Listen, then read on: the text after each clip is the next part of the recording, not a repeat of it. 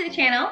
Today I wanted to complain, no just kidding. Today I wanted to talk to you guys about something scary that happened to us while we were on our walk.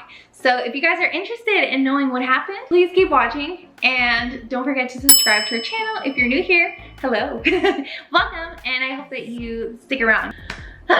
Okay, one of the scariest things for me is to not have control of a certain situation, and this trickles down to every aspect of my life, including dog ownership. So the other day, Dante, Peach, and I were on our walk. This off-leash dog came charging at us. I wish I had caught it on camera. Stopped in his tracks because Dante growled at him, and his owners were nowhere in sight. But I grabbed my dogs and I just kept walking because I did not want to escalate the situation. I didn't want to continue to put Dante in a place where he would feel like he needed to escalate the situation, so I left. But all of that to say that apparently this is something that happens to a lot of us as dog owners, these, you know, unplanned situations in which your dog is in a position that you don't really have a lot of choices to make. I've actually talked with a lot of you guys through DMs about this topic in particular, about being out and then something happened and your dog is literally scarred for life. And it's something that I think that we should talk about, especially as dog owners, because this affects the community as a whole. So what I really wanted the focus to be on is not what to do in that moment, because everything happens so quickly, but more I wanted to focus on how to prepare your dog for a situation like that. The first thing I would say is, number one thing is to train your dog. And what I mean by this is obedience training. Make sure that they're really good on their recall. If you want to do off-leash training, your dog has to be amazing, 100% on recall. If my dogs ever go off-leash, I have them on e-collars. That's just me being extra because you never know what could happen. Maybe they'll see something like a squirrel or a rabbit and their instincts will kick in. Their prey drive courses have really had prey drive, so I like to have an e-collar there because I feel like I'm doing my due diligence as an owner. So if you do want to have your dog on, off leash, at least make sure that your dog is 100% on their recall. So that's one thing. Their training has to be amazing. Secondly, this is an unpopular opinion. I know that a lot of people don't really agree with me on this, but not only as a dog owner, but also as a dog trainer, I don't see the benefit of letting my dog be in a daycare without my supervision or a dog park, and specifically a dog park, because dog parks are very unregulated. You don't know the dogs that are going in there. They could be different every day. You don't know what diseases they carry. And although I know that a lot of people have said that they've benefited from taking their dog to dog parks, especially if they live in an apartment, for me and for my dogs, I'd rather not do that. I will take my dogs to walk around the dog park, but I won't let them go inside because I think it's good for them to socialize and see dogs from a distance, seeing dogs play and stuff. But I won't let them really socialize with any dog that I don't know and whose owners I don't know.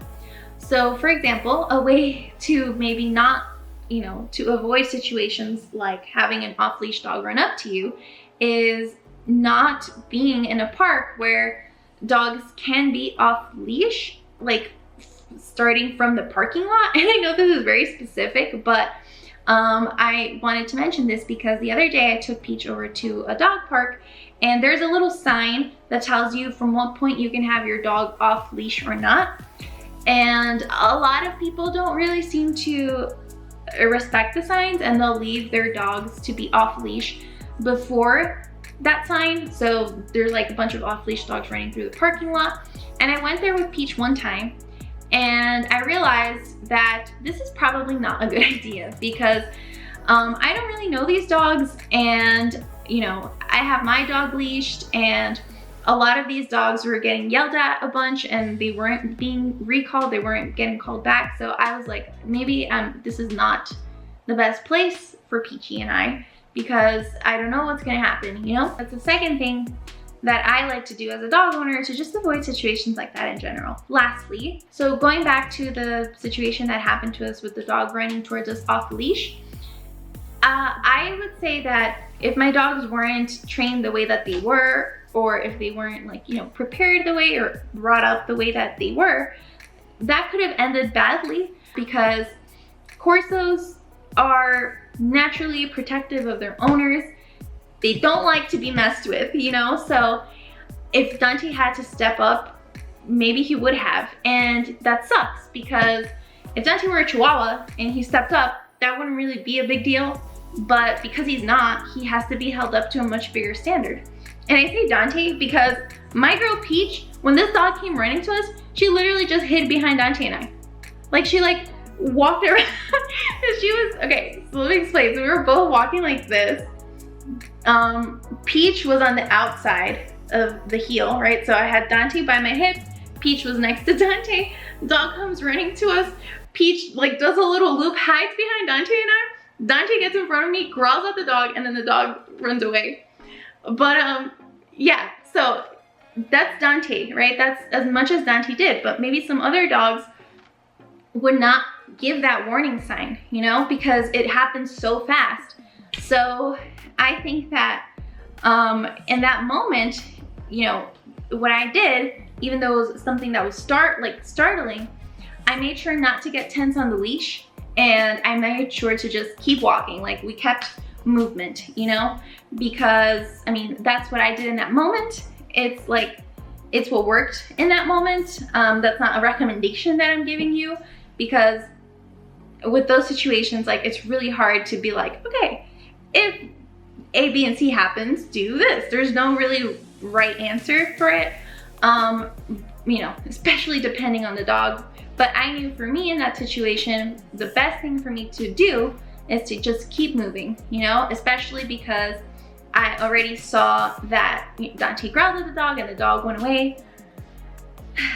That's what we did. So I know that a lot of owners have frustration about this, because I've heard of a lot of experiences in which a dog comes like this in a very similar situation and attacks another dog, you know, the dog that was on leash. And it's a really unfortunate thing. So this is why I really want to stress for any dog owner watching, please, for the love of everything you hold dear, don't let your dog off leash if they don't have really good recall. Don't leave your dog off leash in a place that you're not supposed to leave your dog off leash. Real quickly, forgot to add, also, please don't leave your dog off leash if they're unsupervised. Let's all try to be as respectful as we can of everybody's space, of everybody's, you know, other dogs, because that's how we would want other people to be with us. Yeah, so that's my rant. End of rant. I would love to hear what you guys have to say about this topic. This was really just to stir up conversation, because I know that similar situations have happened to you guys. So please comment down below what has happened to you, what you did in that situation. What are some things that you thought really helped you in preparing your dog for something like that? And yeah, let's get this going, because I would love to hear what you guys have to say. Don't forget to check out the courses over at Fenrir. We're talking about preparing your dog, and I think that Fenrir courses are a great way to do so. So for any new dog owner or for any experienced dog owner, highly recommend those courses. The links for them are in the description box below. And if you want to support our channel by checking out our merch, please do. We have really cute stickers of Dante and Peach. Thank you so much. Bye.